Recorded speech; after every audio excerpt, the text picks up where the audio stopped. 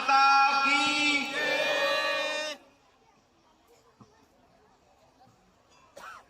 यहां इस भव्य आयोजन पर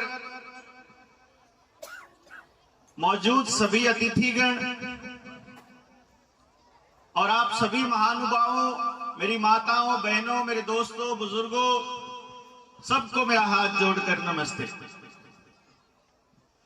बाप जी के आशीर्वाद से मैं अपनी बात शुरू करता हूं।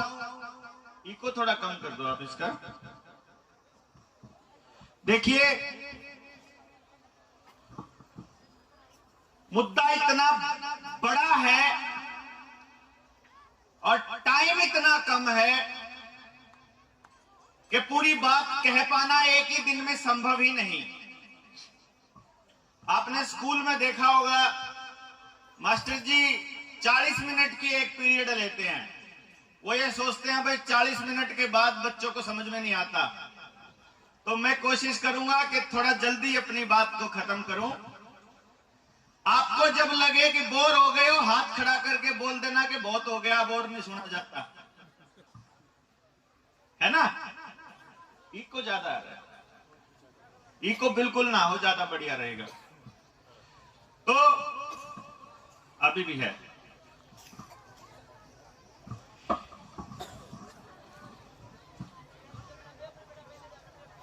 दो साल और 1 महीना आज पूरा हो गया। पूरे देश को एक आदमी ने टेलीविजन पर आकर और पूरे 2 साल टेलीविजन पर एक खास किस्म की बीमारी का डर दिखाकर पूरे भारत के लोगों को घरों में कैद करके रखा हुआ है। मुझे तो आज दिन में बात करी तब पता चला कि इस जिले में, इस ठंडी बेरी के इलाके में जितने भी लोग यहां बैठे हैं और जितना एरिया में रहते हैं, एक भी आदमी ने टीका नहीं लगवाया। इस बात को सुनकर मुझे बहुत खुशी हुई। आप सभी के लिए जोरदार तालियां एक बार हो जाए।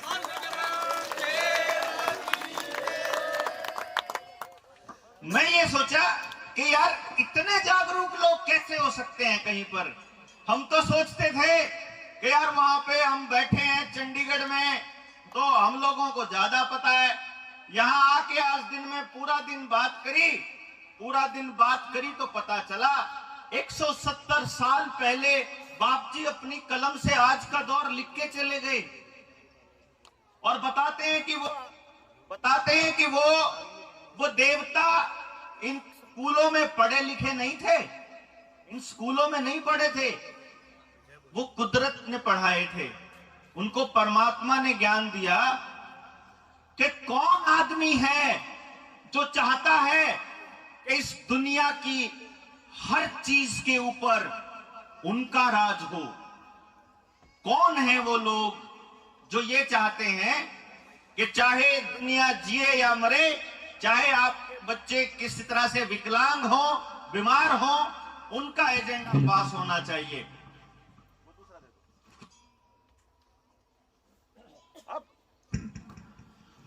अब उस दौर में कोई इंसान इतना लिख सकता है। इको कम करो दोस्त, इको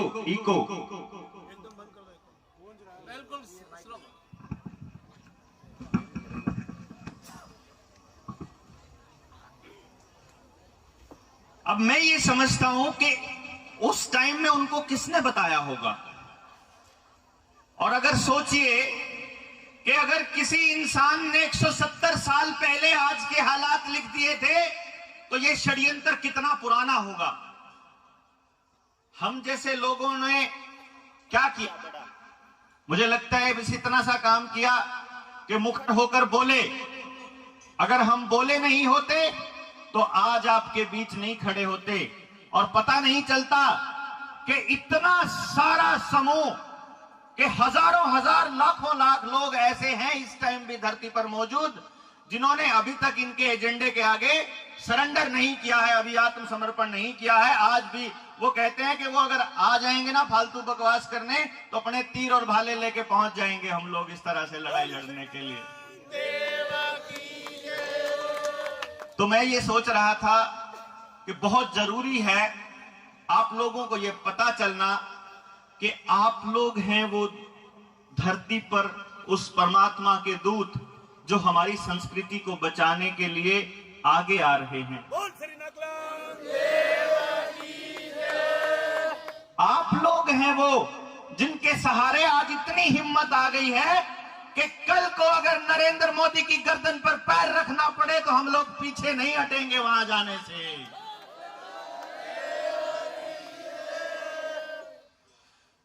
और सच मानिए, मैं ये सोचता था कि भाई ये तो दोबारा लॉकडाउन लगाने की शुरुआत कर दी इन लोगों ने।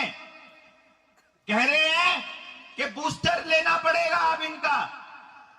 ये कह रहे हैं कि अब आपके बच्चे स्कूल में नहीं जा पाएंगे, ऑफलाइन क्लास लगानी है। और हम लोग इनसे ये पूछ रहे थे कि जो 2 साल में तुमने दुकानें बंद करके और सारे काम धंधे चौपट करके जो एक एक आदमी का नुकसान किया है, उसकी भरपाई कौन करेगा? अब सोचा कि जाके प्रधानमंत्री से पूछेंगे कि बता, उन वैश्विक जो महाजन बैठे हैं वहां धरती के उस पार, जो समंदरों के उस पार, उन महाजनों के एजेंडे को चलाते हुए तुम इन दवाई कंपनियों के इस माफिया के एजेंट बनकर अपने ही देश की जनता के दुश्मन क्यों बने हुए हो? मैं सोचा कि अगर ये जाके सवाल पूछूंगा तो मेरे साथ में कितने लोग होंगे मेरे हरियाणा से। क्योंकि मेरी माताओं, मेरी बहनों, मेरे दोस्तों, आपको एक बात बताऊं, मैं इस देश का जितना भी तबका पढ़ा लिखा बोलता है अपने आप को, जितना भी तबका पैसे वाला बोलता है अपने आप को, एक नंबर का बुज़दिल और नालायक है इस टाइम धरती पर। बोलिए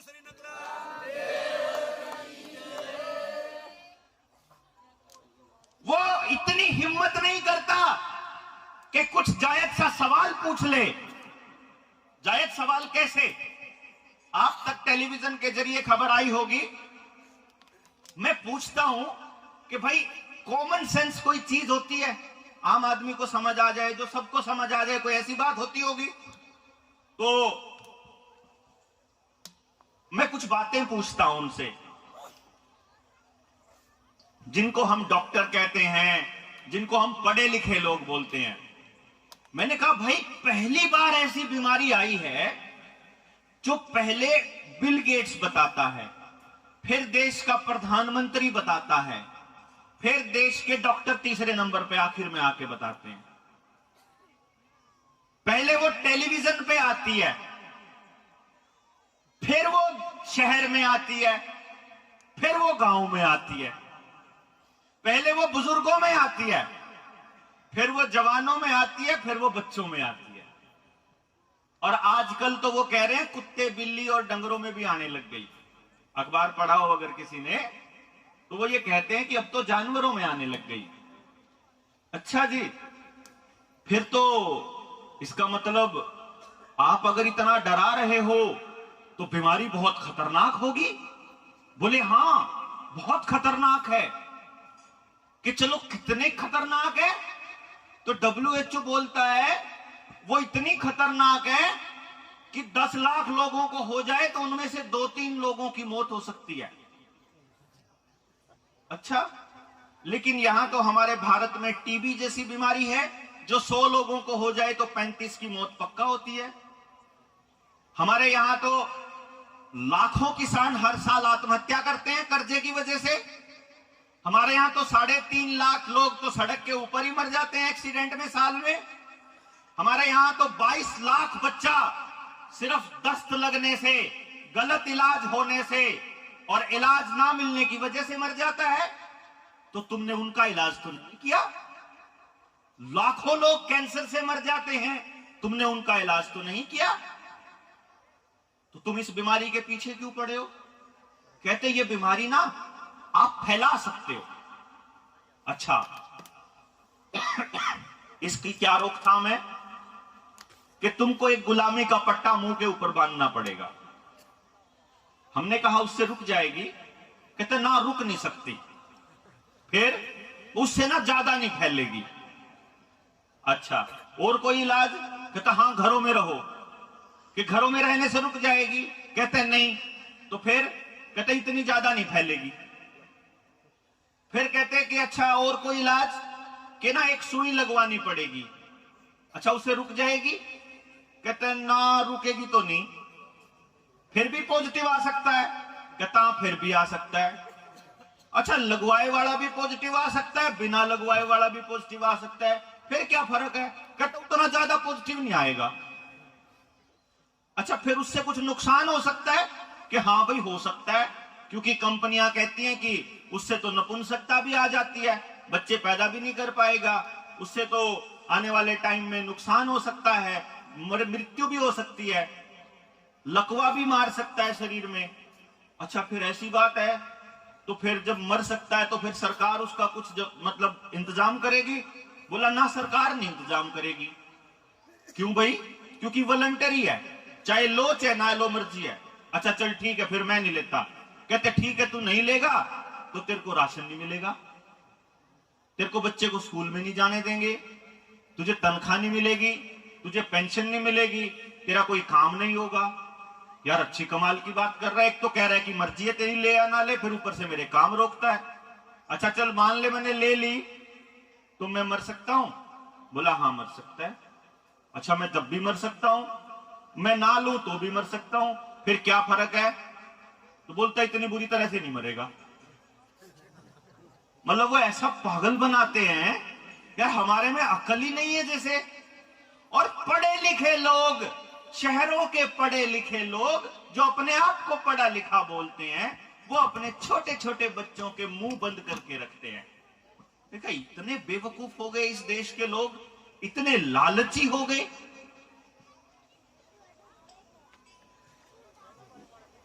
क्योंकि जब मैं इसके बैकग्राउंड में गया, जब इसकी सच्चाई पता करने के लिए मैं घर से निकला, तो एक चीज सामने आई, सबसे ज्यादा पढ़े लिखे सबसे डरपोक, सबसे ज्यादा नौकरी करने वाले और पढ़े लिखे सबसे ज्यादा लालची, बड़े जमीनों वाले सबसे निकम्मे, समाज के लिए उठने की हिम्मत नहीं करते, एक दूसरे के लिए उठने की हिम्मत नहीं करते। मैं तो पूरा दिन से इतना हैरान हूं कि समाज के किसी काम में इतने सारे लोग अपने परिवार सहित आ सकते हैं। मैं तो ऐसा पहली बार देख रहा हूं, और आपके इस डेडिकेशन को, आपके इस समर्पण को मेरा सत सत नमन है, मैं सत सत नमन करता हूं।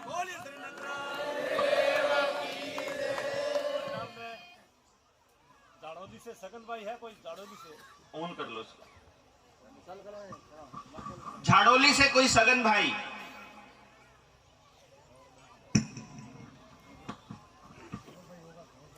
नहीं है, नहीं।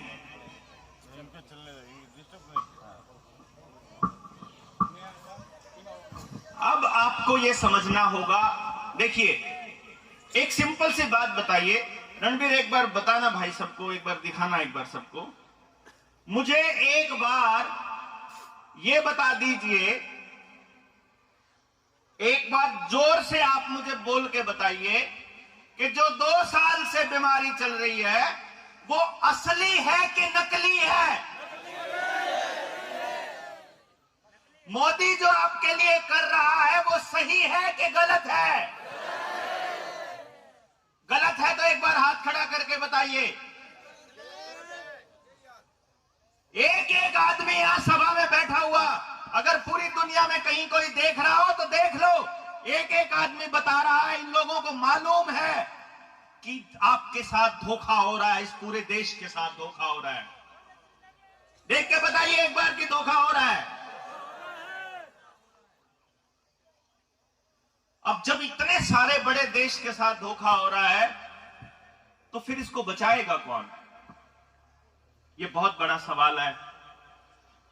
क्योंकि जब मैं इस पे बोलने लगा था तो मैं जब हिस्ट्री में गया तो मैंने देखा कि जिस भी आदमी ने अपना देश बचाने के लिए उन साहूकारों के खिलाफ, उन बड़े लोगों के खिलाफ जो ये इस धंधा जो पूरे देश की संपत्ति को काबू करने के लिए चला रखा है, जो भी आदमी इनके खिलाफ बोला, उन्होंने या तो उसको खरीद लिया या उन्होंने उसको रास्ते से हटा दिया। जॉन एफ कैनेडी राष्ट्रपति होते हुए, अमेरिका राष्ट्रपति होते हुए उसको गोली मार दी गई। हमारे देश के प्रधानमंत्री लाल बहादुर शास्त्री, उनकी मौत का आज तक पता नहीं चला। बाबा रामदेव एक बार बोला था रोथस्चाइल्ड, रॉकफेलर, बिल गेट्स वगैरह का नाम लेके, याद होगा आपको रामदेव आंदोलन, उसी दिन सलवार पहन के दौड़ लिया था।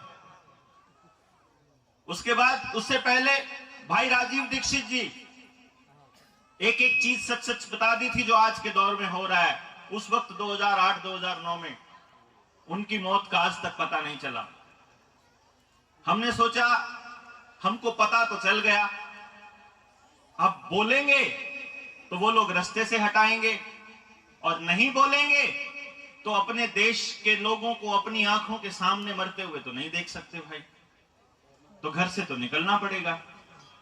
घर वालों ने कहा तुम्हें क्या जरूरत पड़ी है, तुमने क्या देश का ठेका ले रखा है, इतना देश है 135 करोड़ के लोग, वो तो नहीं बोलते। ठीक है, वो नहीं बोलते, हो सकता है उनको समझ में नहीं आई हो सकता है कि पता नहीं क्या कारण रहे हो, लेकिन अगर मुझे समझ में आ गई है, मैं तो चुप नहीं रह सकता, मैं तो बोलूंगा। अब आप सोचिए एक परिवार वाले आदमी के लिए बोलना कितना मुश्किल होता है, जब घर वालों को 24 घंटे डर लगा रहता है कि पता नहीं आज सुबह गया है तो शाम को आएगा कि नहीं।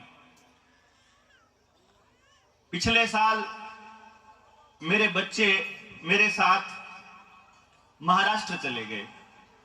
महाराष्ट्र और मध्य प्रदेश के बहुत से लोगों से साथ गांव में बैठ के जब बात करी, उन्होंने भी वो भाषण सुन लिए। उनको भी पता चल गया कि उनके साथ कितना बड़ा धोखा हो रहा है, उनको भी पता चल गया कि आने वाले बच्चे की जिंदगी कितने खतरे में है। उसी दिन मेरी घरवाली ने तो बोल दिया कि मैं तो आजाद करती हूं तुझे इस देश के लिए, जा बचा ले अपने देश के लोगों को, जो बचाया जाए।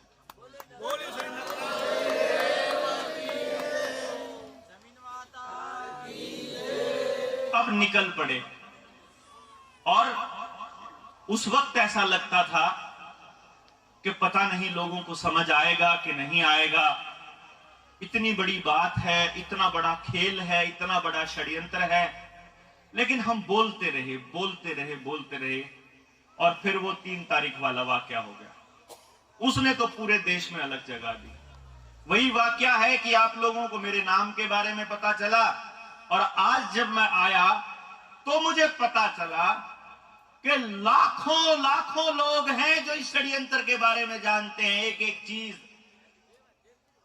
जिनके बाप जी बहुत पहले बता के चले गए थे कि ये दौर आएगा और उस वक्त के लिए तुमको तैयार होना है। और मुझे आज देखकर सच्ची में मेरा दिल इतना खुश हो गया कि इतने सारे भाई बहन मेरे साथ हैं, अब घबराने की जरूरत नहीं है मुझे।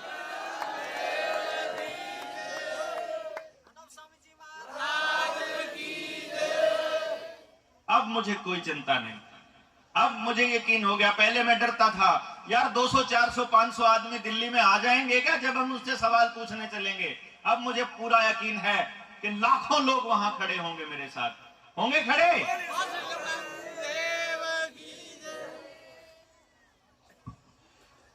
अब आपको 2-3 चीजें बताते हैं कि ये हो क्या रहा है। देखिए, आप लोग सारे कुदरत के साथ जुड़े हुए लोग हैं, जमीन माता के साथ जुड़े हुए लोग हैं, जमीन के साथ जुड़े हैं, मिट्टी के साथ जुड़े हैं, पानी के साथ, पहाड़ के साथ, पेड़ों के साथ, अपने पशु पक्षियों के साथ जुड़े लोग हैं, जो कभी किसी का बुरा नहीं करते। ये मुझे मालूम है। जो आदमी जमीन से जुड़ जाएगा, जो आदमी अपनी धरती से जुड़ जाएगा, मिट्टी से जुड़ जाएगा, वो किसी का नुकसान नहीं करेगा। तो जिस आदमी के अंदर में छल नहीं है, उसको छल की भाषा नहीं समझ में आती, उसको कपट की भाषा नहीं आती है। उसे लगता है पूरी दुनिया इतनी ईमानदार होगी। कोई आदमी आके बड़ी अच्छी अच्छी बातें बताएगा तो आपको लगेगा ये बड़ा अच्छा आदमी है, और वो आप ही के बीच के लालची आदमी को पकड़ेंगे और आपको ऐसे हालात पर लाकर छोड़ेंगे कि एक दिन आपकी सारी चीजें उन लोगों के ऊपर निर्भर हो जाएं। कैसे? उन्होंने हमारे वहां क्या किया मैं वो बता देता हूं। आपके यहां नहीं है ये खेल, लेकिन उन्होंने हमारे वहां क्या किया। हमारे तालाब होते थे, पूरा गांव अपने भैंसों को, अपने पशुधन को वहां पानी पिलाता था। गांव के बाहर जंगल होते थे, जैसे आपके यहां है। सारे के सारे गांव के लोग बाहर जंगलों में जाते थे घूमने के लिए सुबह सुबह, शौचालय के लिए। घर में नहीं थे किसी के, क्योंकि इसको अशुभ माना जाता था। हमारे बुजुर्ग इसको अच्छा नहीं मानते थे, घर के अंदर नहीं होना चाहिए शौचालय। लेकिन इन लोगों ने क्या किया? इन लोगों ने सबसे पहले गांव के बाहर की जमीन वो जो जंगल थे वो कटवाए। वहां पर किसी के शुगर मिल लगा दिया, किसी के पावर हाउस लगा दिया, किसी के कोई स्कूल प्रोजेक्ट, कोई कॉलेज खोल दिया। पहले जंगल काट दिए। अब जंगल काट दिए तो आपकी गाय भैंसे बाहर चरने के लिए नहीं जा सकती, आपके पास बाहर घूमने के लिए जगह नहीं बची। अगर हम बाहर घूमने जाते हैं, सुबह जल्दी जाएंगे अंधेरे के चक्कर में तो जल्दी उठेंगे, भोर में उठेंगे तो हमारे शरीर का तापमान हमेशा सूरज के साथ और पूरी धरती के तापमान के साथ गर्म होगा। हम जिंदगी में कभी बीमार नहीं पड़ेंगे, हमारा कोई खर्चा नहीं होगा। उन्होंने अब क्या किया? घरों के अंदर टॉयलेट बना दिया। अब टॉयलेट बना दिया, उसकी शीट भी लेकर के आए, उसके लिए अलग से ईंटें भी लगनी है, उसके लिए फिर नई बाल्टी भी आएगी, नया मग्गा भी आएगा, उसके लिए हार्पिक भी आएगा, उसके लिए ब्रश भी आएगी साफ करने वाली, फिर उसमें सुगंध करने वाला, वो लटकाने वाला भी आएगा, और वो हर 10 दिन में 15 दिन में आपको महीने में बदलना पड़ेगा। कितना खर्चा हर घर के साथ बांध दिया। हम पेड़ बचाते थे तो दातुन करते थे, दातुन उठा के करी तो हमारा जो शरीर है वो सही रहेगा। सुबह सुबह अगर हमारा पहला टेस्ट कड़वा हो जाए हमारा मुंह का, नीम या अगर हम कीकर वगैरह की दातुन करते हैं तो हमारा शरीर के पाचन शक्ति का भी खराब नहीं होगी। इन्होंने क्या किया? आपको मीठा टूथपेस्ट दे दिया, है ना? अब जब वो आप खाओगे वो पेट के अंदर जाएगा, आने वाले टाइम में आपको बड़ी बड़ी बीमारियां होंगी तो फिर इन कंपनियों के पास पैसा जाएगा। समझे? एक एक चीज के ऊपर काम किया। जोहड़ खत्म करने के लिए वो जो टॉयलेट के खड़े थे उसका पानी बाहर निकाल दिया, सारा कबाड़, सारा गंदा पानी वहां जाने लगा। तो एक टाइम ऐसा आया कि वो जोड़ का पानी हमारी भैंसों के लिए पीने लायक नहीं बचा। आज मैं अगर बताऊं आपको, पानी के लिए म्युनिसिपालिटी के ऊपर निर्भर रहना पड़ता है। अगर उधर से वो बटन नहीं दबाएंगे तो पानी नहीं आता है। हमारे नलके होते थे, कुएं होते थे, जोड़ होते थे, कुछ नहीं बचा। वो पानी देंगे। हम लोग लकड़ी गोसे से जला लिया करते थे, अपना ईंधन होता था। उन्होंने हमको गैस दे दी। उस गैस में जब रोटी पकाने लगे, वो सारी उस गैस से पकी हुई रोटी एसिडिटी करने लगी। आप देखोगे, आप सारे इतने हेल्दी लोग रहते हैं, हम सारे वहां ढोलकी जैसा पेट लेके घूमते हैं, सब बीमार हुए पड़े हैं। मैं तो फिर भी ठीक हूं उनमें, लेकिन वहां सबका यही हाल है। किसी को ब्लड प्रेशर, किसी को शुगर, किसी को कैंसर, किसी को कुछ, जिंदगी भर के लिए दवाइयां खा रहे हैं। क्यों? क्योंकि घरों से उन लोगों ने हमारी संस्कृति को काट दिया हमसे। और क्या लेकर के आए? बाजारवाद, बाजार लेकर के आए। उन्होंने टेलीविजन के ऊपर करवा चौथ मनाना सिखाया, टेलीविजन के ऊपर रामलीला मनानी सिखाई, टेलीविजन के ऊपर इन्होंने रक्षाबंधन सिखाया। हर चीज को बाजार के साथ जोड़ दिया। आपके बच्चे स्कूल में पढ़ेंगे तो शहर में पढ़ेंगे, उसके बच्चे के लिए ड्रेस आएगी तो शहर से आएगी, बैग आएगा तो शहर से आएगा, किताबें आएंगी तो शहर से आएंगी, स्कूल में ट्यूशन पे पढ़ेगा तो शहर पढ़ेगा, खेलने का सामान शहर से आएगा, गाड़ी, बाइक, मोटरसाइकिल, रिपेयरिंग सब कुछ शहर से आएगा। तो गांव का आदमी अपने नहू और पसीने, खून पसीने की कमाई कमा कमा के शहर को देता रहेगा। और वो शहर एक दिन वो सारा पैसा फिर विदेश भेज देगा उन्हीं महाजनों के पास, जिनके षड्यंत्र के बारे में बाप जी बता के गए, जिस षड्यंत्र के तहत ये सुई आपको लगाई जा रही है। आपके घर से सोना, चांदी, लोहा, पैसा सब कुछ खींच के शहर ले दिया जाएगा। क्योंकि आपके भाईचारे को तोड़ दिया जाएगा। आपका भाईचारा बचा हुआ है, आप लोग बैठे हुए हैं। मुझे यह देख के सुकून आया कि अब मैं आपका एग्जाम्पल दे के पूरे देश को बता सकता हूं कि देखो वो लोग रह रहे हैं और इतनी खुशी खुशी एक दूसरे के साथ रह रहे हैं कि पूरी रात भी एक दूसरे के साथ बिना लड़े गुजार सकते हैं। कितनी शानदार बात है इस देश की, इस भारत की तस्वीर को दिखा रहे हैं आपका एरिया, आपका। तो उन लोगों को कौन समझाए जिनके पास किसी की शादी में जाने के लिए 5 मिनट से 10 मिनट से ज्यादा का समय भी नहीं होता हमारे पास। तो आप लोग बड़े खुशकिस्मत लोग हैं। मैं आपसे एक चीज की गुजारिश करूंगा कि इस सभ्यता को टूटने मत देना। इस सभ्यता को कौन तोड़ने आएगा? बड़ी अच्छी ड्रेस पहनकर चलने वाला आदमी अच्छे अच्छे कपड़े पहनेगा, हमें लगेगा ये बाबूजी बन गया है, तो ये बहुत बढ़िया आदमी बन गया है, बड़ा आदमी बन गया, ऐसा लगेगा। मोटरसाइकिल में आएगा, बड़ी कार में आएगा, तो आपको लगेगा बहुत अच्छी चीज होगी बड़ी कार और मोटरसाइकिल। बड़ी कार और मोटरसाइकिल बिना कर्जे के पैसे 1 रुपया किसी के पास नहीं है हमारे वहां पर। हर आदमी कर्जदार है, हर आदमी। तो आपने अगर आज तक नहीं लिया है और आपने अगर अपनी आदत नहीं डाली है, तो मेरी गुजारिश मानेंगे तो मैं अपील करूंगा आपसे कि जिंदगी में कभी बैंक से कर्जा मत ले लेना गलती से।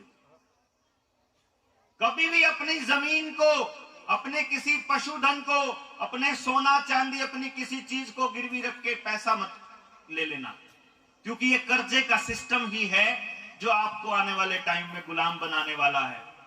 हम जैसे लोग जो वहां बैठे हैं दिल्ली के नजदीक, वो लोग मजबूर हैं अपने बच्चों को टीके लगवाने के लिए। क्यों? क्योंकि उनके बोलते स्कूल में नहीं घुसने देंगे।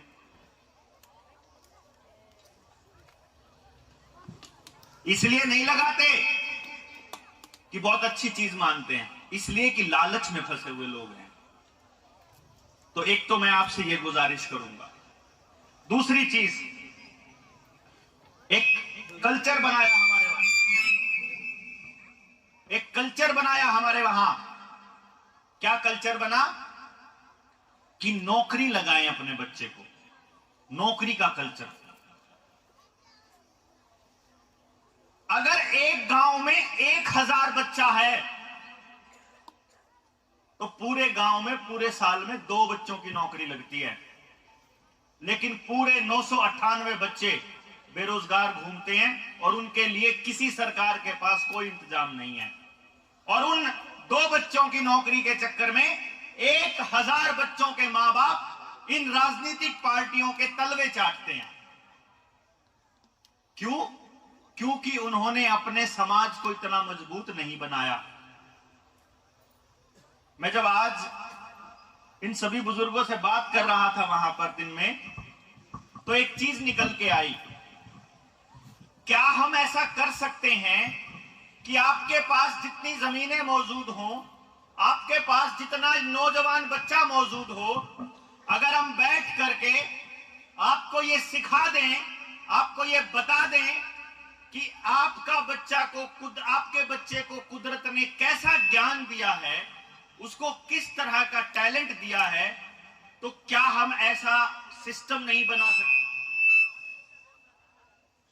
क्या हम इस तरह का माहौल नहीं बना सकते कि हमारे एक एक बच्चे को समाज मिलके तैयार करे? क्या चक्कर है? इसका मुंह पर लिसाइड करो ना, इसका फेस पर लिसाइड कर दो, फिर नहीं आएगा। बस बहुत है। तो क्या हम ऐसा इंतजाम कर सकते हैं कि एक एक बच्चे को तैयार करने का काम समाज मिलके करे, और जब बच्चा बड़ा हो जाए तो अपने ही समाज को तैयार करने का काम करे? हो सकता है ऐसा इंतजाम? हो सकता है जी? हो सकता है। इसके लिए हमें जरूरत पड़ेगी नौजवान बच्चों की, चाहे वो थोड़े पढ़े लिखे हों, बहुत ज्यादा पढ़े लिखे बच्चों की जरूरत नहीं है।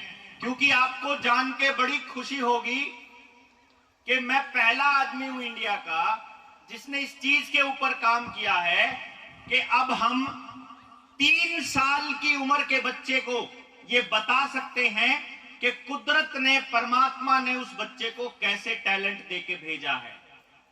तो मान लो उसको बचपन में ही बता दिया तो हमें पता चल जाएगा वो संगीत का बच्चा है, वो कला का, फाइन आर्ट का बच्चा है, वो आपके इलेक्ट्रॉनिक का बच्चा है, टेक्नोलॉजी का बच्चा है, तो वो उन बड़ी कंपनियों पर निर्भर रहने की बजाय अपने समाज में यहीं पर मौजूद रहकर अपने समाज को खड़ा करने में आप लोगों के साथ मिलकर काम कर सकता है।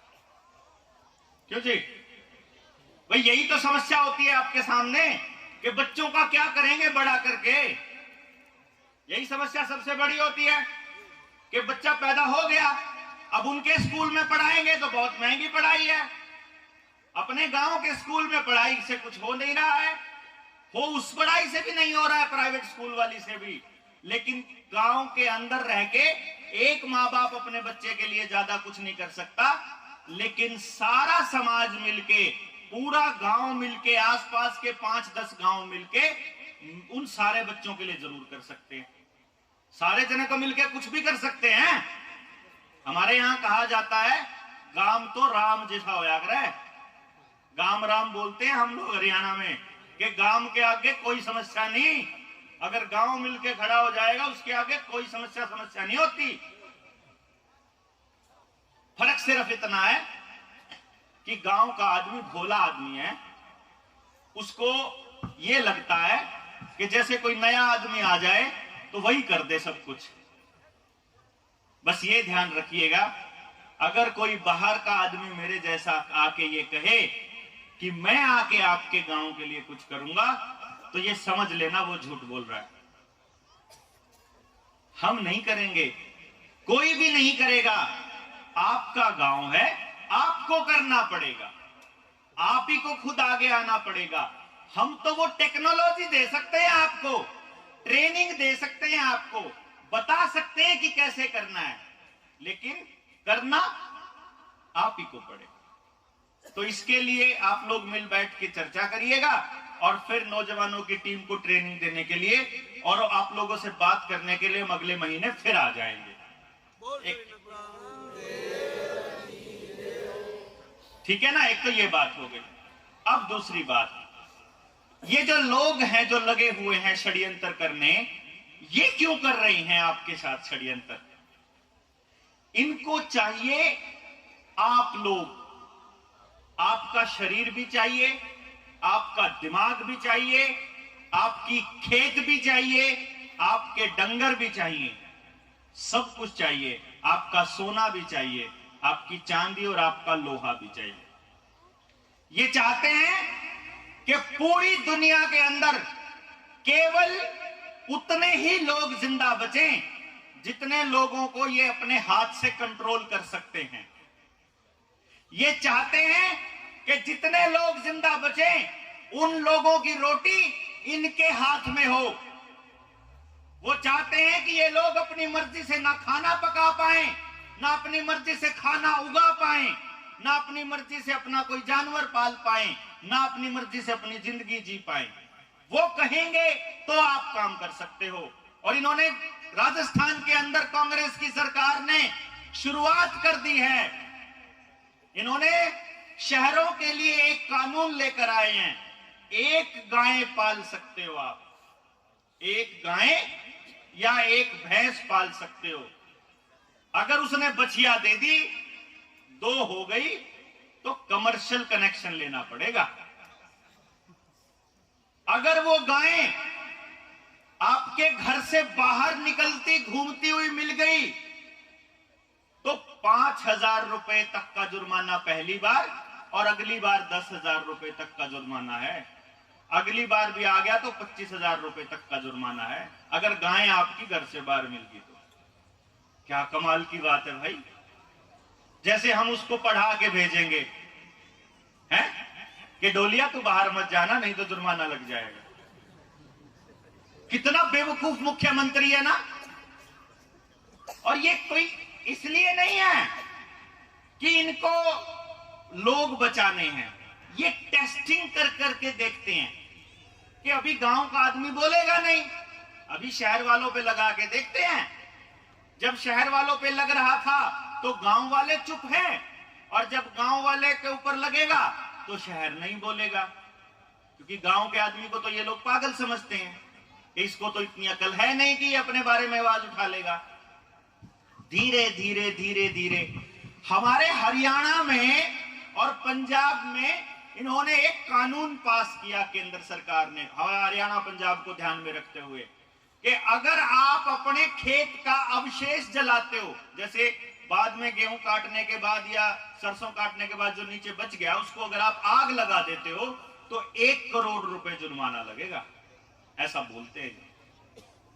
वो तो जाके हम लोग दिल्ली बैठे जा करके तो सारे के सारे कानून वापस करे, वो तीनों खेती के कानून। तो इन्होंने सोचा कि यार ये जो लोग हैं इन लोगों ने तो नहीं लगवाए अपने बच्चों को टीके, तो इनको टीका लगाने के लिए नया इंतजाम करना पड़ेगा। तो धीरे धीरे धीरे धीरे ये 2017 में एक कानून का ड्राफ्ट इन्होंने पब्लिक डोमेन में रख दिया। पब्लिक डोमेन का मतलब होता है कि उन्होंने वो जनता को कह दिया कि आप बताओ ये कानून ठीक है कि गलत है, आपको अपनी राय देनी है, जिसका नाम है नेशनल हेल्थ बिल 2017। आप में से किस किस ने ये कानून सुना है, बताओ? किसी ने नहीं सुना। लेकिन सरकार पता है क्या कहती है कि हमने तो 2017 से दे रखा है, 5 साल हो गए थे, सबने देख रखा है और किसी को आपत्ति नहीं है। आपको पता भी नहीं उस कानून में क्या है, पता है? जब आपको कानून ही नहीं पता तो कानून के बारे में क्या पता होगा? मैं बताता हूं।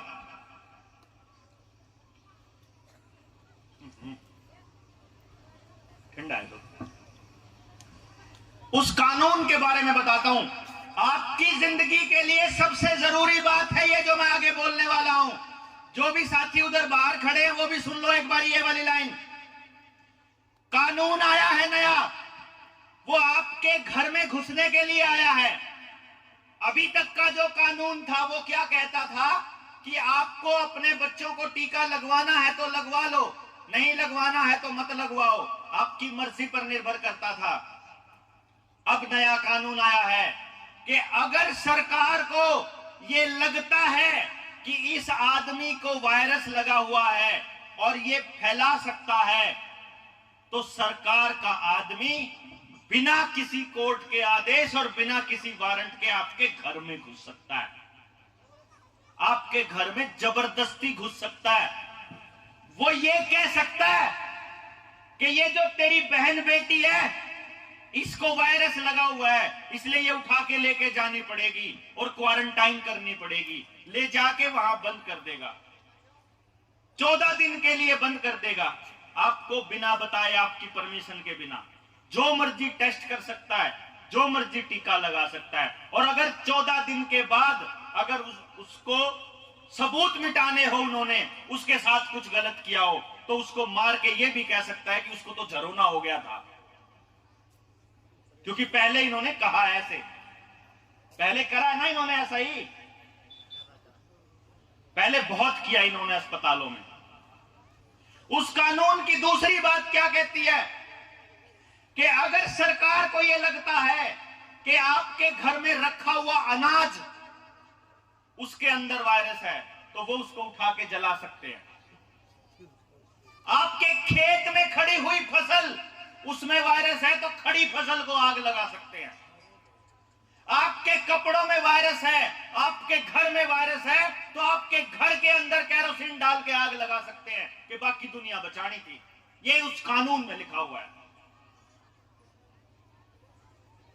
आपको घर से बाहर निकलने पर सरकार अब रोक सकती है। पहले संविधान की मूल भावना यह कहती थी कि इस देश का नागरिक इस देश में जहां मर्जी आ जा सकता है, लेकिन इस कानून के आने के बाद आप अपनी मर्जी से अपने घर से बाहर नहीं निकल पाओगे। सरकार कहेगी तो निकल सकते हो, नहीं तो नहीं निकल सकते। ये कानून है नया नेशनल हेल्थ बिल। और कमाल की बात क्या है कि मेरे एरिया के बहुत से लोग, हमारे हरियाणा ने तो जगा दिया लोगों को, लेकिन दिल्ली का एरिया, गुड़गांव का एरिया, गाजियाबाद का एरिया, यूपी का एरिया ऐसा बुज़दिल है कि आज भी चुप बैठा हुआ है। जबकि आज उसे सड़कों पे होना चाहिए था। भाई आप लोगों की गलती नहीं है, क्योंकि आपको तो पता ही नहीं था कानून। आज पता चला है, आज से बोलना शुरू करना पड़ेगा। आपके बीच में पढ़े लिखे बच्चे होंगे आपके, उनको सोशल मीडिया पे लिखना शुरू करना पड़ेगा। जिस षड्यंत्र की मैं बात कर रहा था, वो षड्यंत्र ये है कि आपकी रोटी काबू करनी है, चाहे जो मर्जी हो जाए, आपकी रोटी काबू करनी है। रोटी काबू होने के बाद फिर आप वैसे ही नाचोगे जैसे बंदर नाचता है मदारी के डंडे के आगे। रोटी खाओगे, रोटी नहीं बचेगी तो रोटी के लिए अगर आप भूखे मर रहे हो, 4 दिन से 5 दिन से खाना नहीं खाया है, मैंने पीछे देखा है, मैंने देखा है वहां पर बुजुर्ग औरत ये कह रही थी कि मेरे बच्चों ने 3 दिन से रोटी नहीं खाई है, मेरा शरीर ले लो लेकिन मेरे बच्चे को रोटी दे दो। ये मैंने अपनी आंखों से देखा है, अखबार में भी छपी थी, याद होगी वो वीडियो आई थी। ये टाइम आएगा, वो टाइम लाने की कोशिश कर रहे हैं कि आपसे जो मर्जी करवा लें रोटी के नाम पे, क्योंकि खेत आपके रहने नहीं देंगे, सारी चीजें कर्जे पर कर देंगे। उसके बाद आप रोटी के लिए कहां जाओगे? काम धंधा ये कोई छोड़ने वाले हैं नहीं है। अब अगर आपकी रोटी इनके काबू में है तो आपके पास क्या बचा? पैसा। पहले हमारे पास धातु होती थी, सोना होता था, चांदी होती थी, या लोहा होता था, अपनी मतलब की चीजें उससे बना लेते थे। लोहे का कोई सामान नहीं छोड़ा इन्होंने। मैं आपकी बात नहीं कर रहा हूं, आपके यहां फिर भी बहुत सामान बचा हुआ है लोहे का। हमारे वहां तो डब्बे भी प्लास्टिक के हैं, बाल्टी भी प्लास्टिक की है, टब भी प्लास्टिक के हैं, सब कुछ प्लास्टिक का है वहां तो। और वो हर थोड़े दिनों के बाद फिर खत्म हो जाता है, फिर नया लाना पड़ता है। लोहा नहीं है हमारे वहां, हथियार नाम की कोई चीज नहीं है, तो ये लोग घुस ही सकते हैं अपने वहां तो। अब बची आपकी बात, तो ये धीरे धीरे आपकी धातु आपके घर से निकाल देंगे, रोटी आप कमा नहीं पाओगे।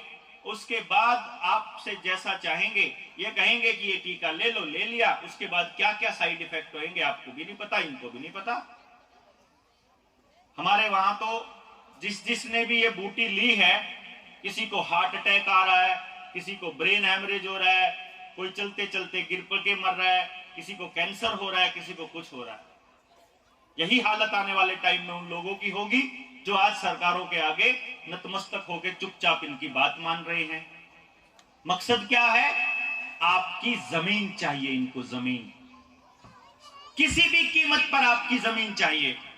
उसके लिए ये पढ़ाई के नाम पर आपके बच्चों को गांव से शहर भेजेंगे। आप खुद भेजोगे अपने बच्चों को, अपने मुंह से कहते हुए मैंने देखा है किसान को। मैंने अपने गांव में किसानों को यह कहते सुना है कि कुछ नहीं रखा खेती में, जा शहर जाके पढ़ ले, शहर जाके पढ़ ले, क्योंकि गांव को करने लायक ही कुछ छोड़ते नहीं। अब आप ही सोचिए कि खेती के नए कानून, बीमारी के नाम पे नए कानून, पुलिस के तंत्र के अंदर नए कानून, और यूएपीए और एनएसए के बारे में तो आपको बता दें तो आपके रोंगटे खड़े हो जाएंगे, आपको पता भी नहीं है। उग्रवादियों के नाम पे एक नया कानून आया है कि अगर किसी को भी, मान लो इनको यह लगता है कि देवेंद्र बल्हारा दुनिया को, लोगों को जगा रहा है और उनको बता रहा है कि तुम्हारी जिंदगी कैसे नरक बनेगी और तुमको कैसे लड़ना है, तो कल को देवेंद्र को ये आतंकी घोषित करके सीधा 3 साल के लिए जेल भेज सकते हैं बिना कोर्ट की कार्रवाई के। और ये होने वाला है। मेरे को लोग बोलते हैं, भाई तू धक्के खाता क्यों फिर रहा है? मैंने कहा देखो, या 2 रास्ते हैं, या तो इनके बताई हुई बूटी लगवा लो और तड़प तड़प के मरो, दूसरी है इनके सामने खड़े हो जाओ, लड़के मरो। तो मैंने दूसरा रास्ता चुना, आप लड़के मरेंगे, गड़ के नहीं मरेंगे, सड़ सड़ के नहीं मरेंगे।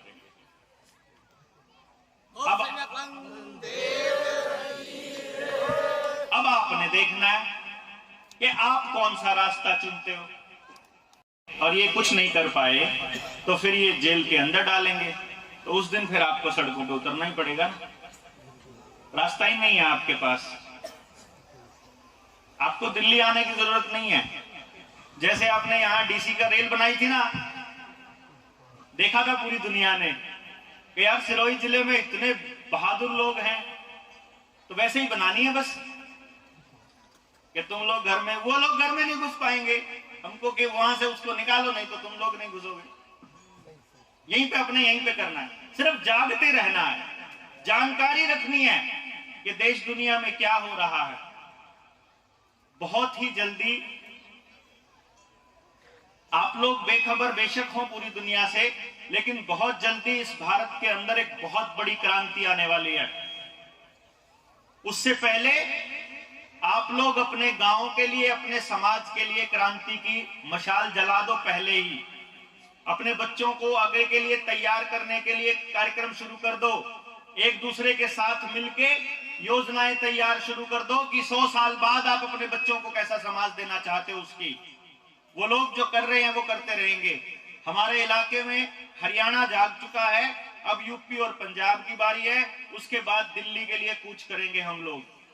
हिसाब मांगेंगे 2 साल का कि जो देश को बर्बाद किया है उसका हिसाब दो, जो बच्चों की पढ़ाई खराब करी है उसका हिसाब दो। बहुत अच्छा मौका मिला है ये। अगर ये दौर नहीं आता तो मुझे आप जैसे योद्धाओं के दर्शन करने का मौका नहीं मिलता। ये दौर नहीं आता तो हम आपसे कभी नहीं मिल पाते। हम अपनी दुनिया में मशगूल थे, आप अपनी दुनिया में मशगूल थे, और कभी ये समझ में भी नहीं आता कि ये जो पैसा कमा रहे हैं, ये जो धरती बना रहे हैं, ये जो दौलत कमा रहे हैं, ये ना उसका बाप लेके गया, ना तू लेके जाएगा, ना मैं लेके जाऊंगा, कोई नहीं लेके जाएगा। एक ही चीज साथ जाएगी कि जब जिंदा थे तब जिंदा नजर आए कि नहीं आए, जब जिंदा थे तब अपने समाज के लिए क्या किया। जो आप करोगे वो आपके साथ जाएगा और कुछ आपके साथ नहीं जाएगा। तो एक चीज आपको समझनी है कि अगर ये नया नेशनल हेल्थ बिल आ जाता है तो क्या आप लोग अपने बच्चों को टीका लगवाने वाले हैं? नहीं लगवाने वाले हैं। एक रास्ता है। मुझे एक बच्चा बोल रहा था फोन करके, बच्चा नहीं मतलब एक पेरेंट था, एक पापा था बच्चे का, बोला जी मेरी बेटी को टीका लगाने की बात बोल रही है मैडम। मैंने कहा लगवा ले भाई। बोला नहीं जी लगवाना तो नहीं है क्योंकि ये खतरनाक है। मैंने कहा फिर मत लगवा।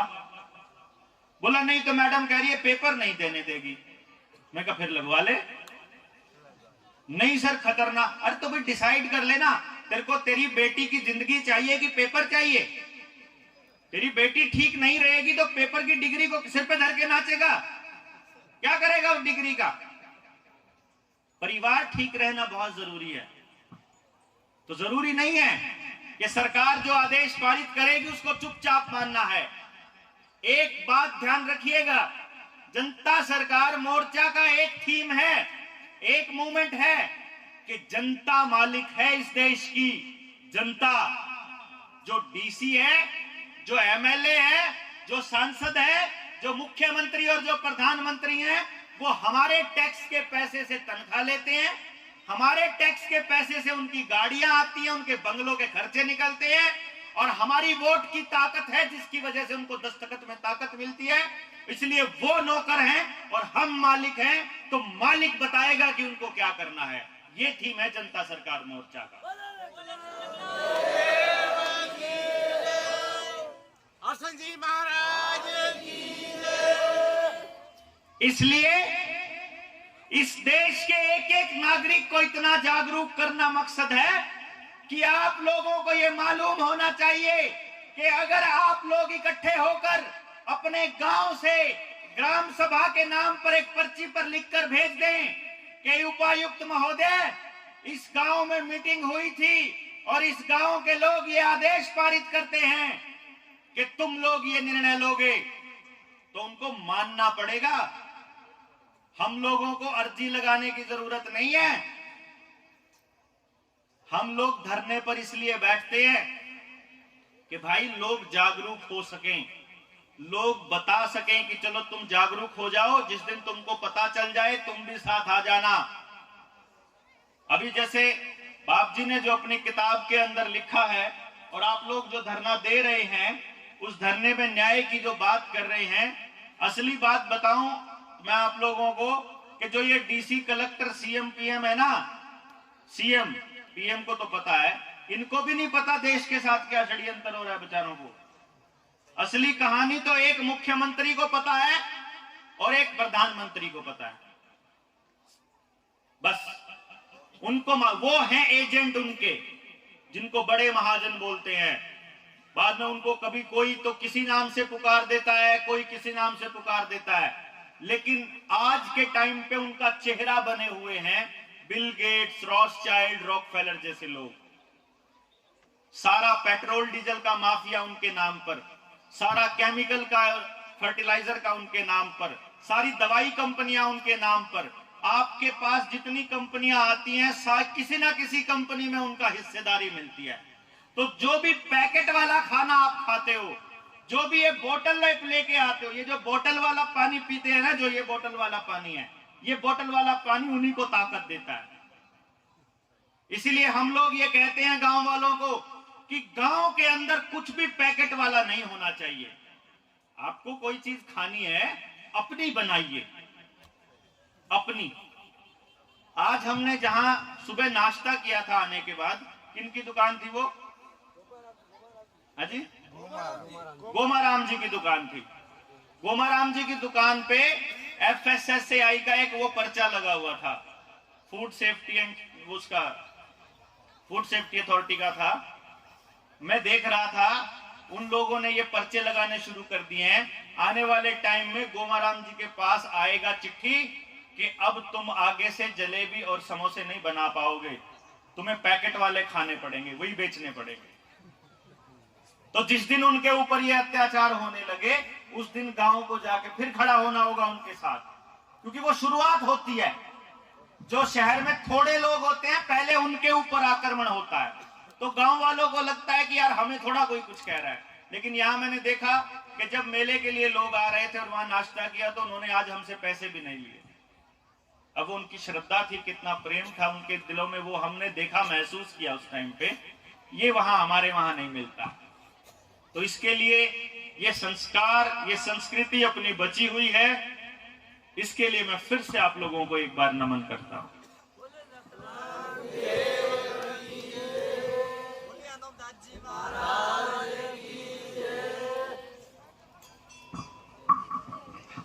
अब आपको षड्यंत्र समझ में आया आपके साथ क्या हो रहा है?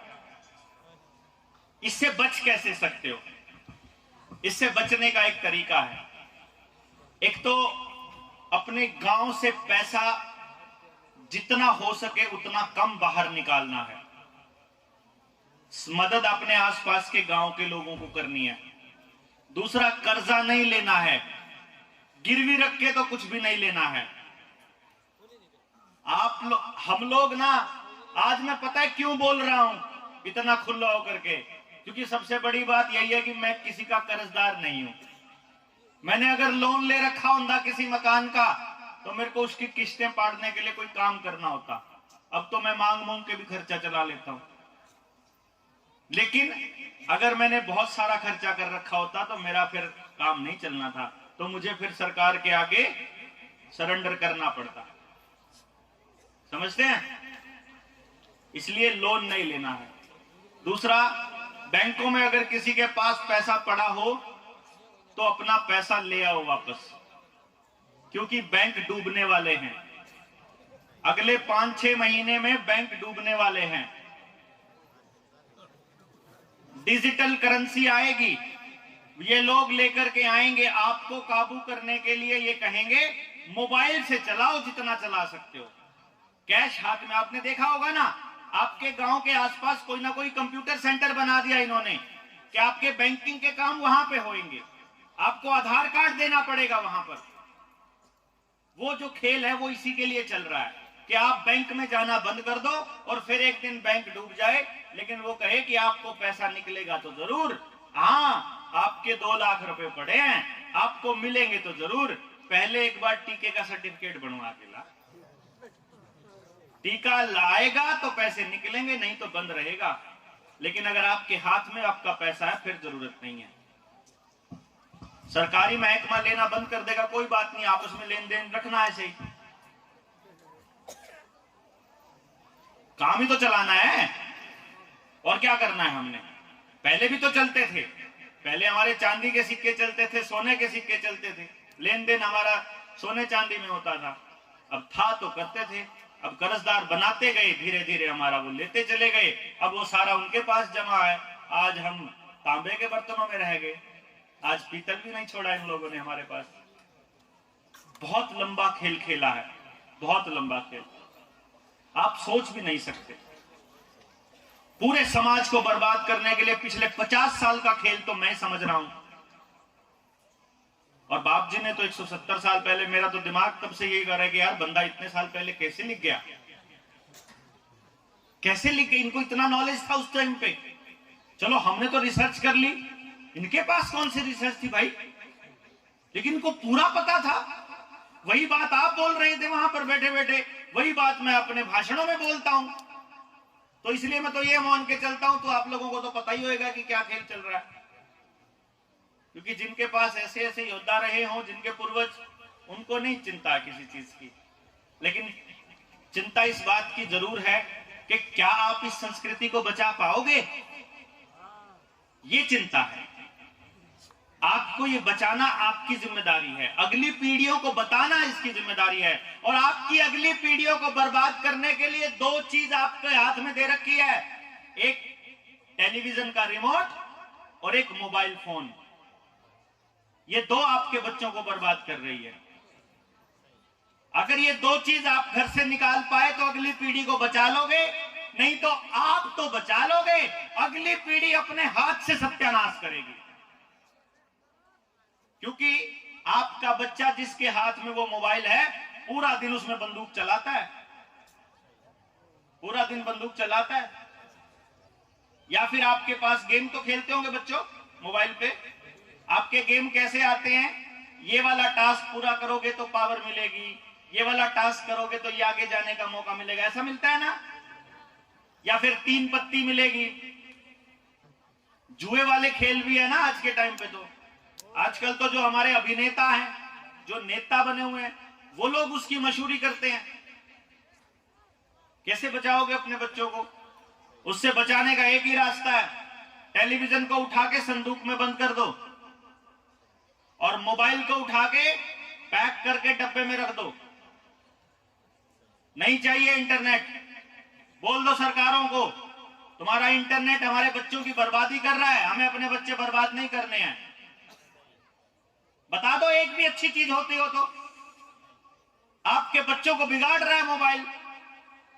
पहले जिस पूरे गांव के अंदर बहू बेटियों को हम अपनी बहन कहते थे, भी पूरे गांव की लड़कियां शादी होती है, आज इस मोबाइल की वीडियो कॉल ने कितना कल्चर खराब कर दिया है।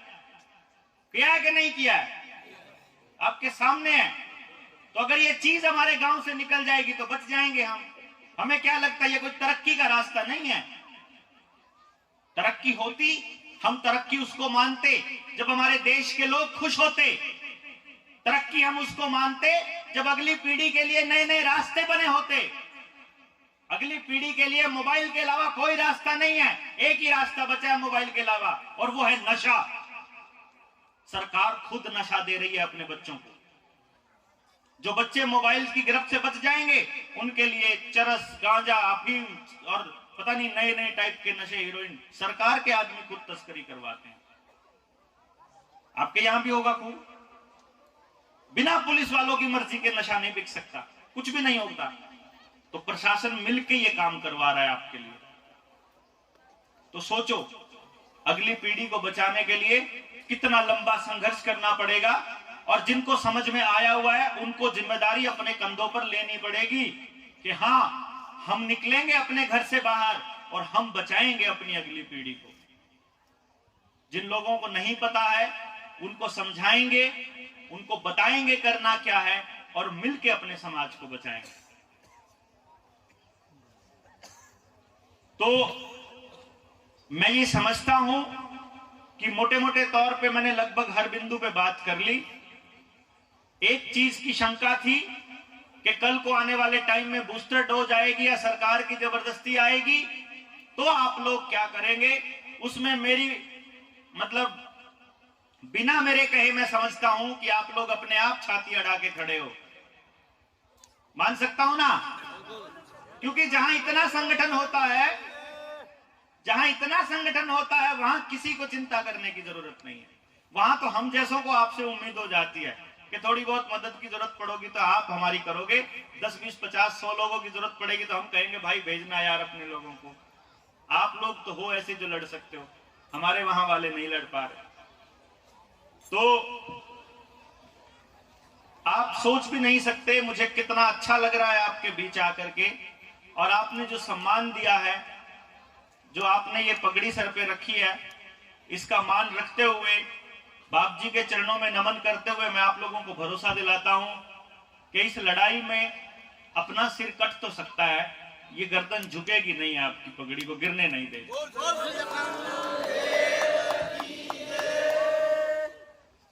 तो मैं इस उम्मीद में रहूंगा कि जब हमें जरूरत पड़ेगी तो आप साथ होंगे, और जब आप लोग आवाज लगाएंगे तो हम आपके बीच में आएंगे जब आप कहोगे। और अपनी बात को, अपनी वक्तव्य को मैं अभी विराम दूंगा इसी चीज के साथ कि मिलकर के अपने देश को बचाएंगे, किसी भी कीमत पर अगली पीढ़ी को बर्बाद होने नहीं देंगे। बोलो विकलांग देव की जय। वंदे मातरम। जय हिंद, जय भारत, नमस्ते।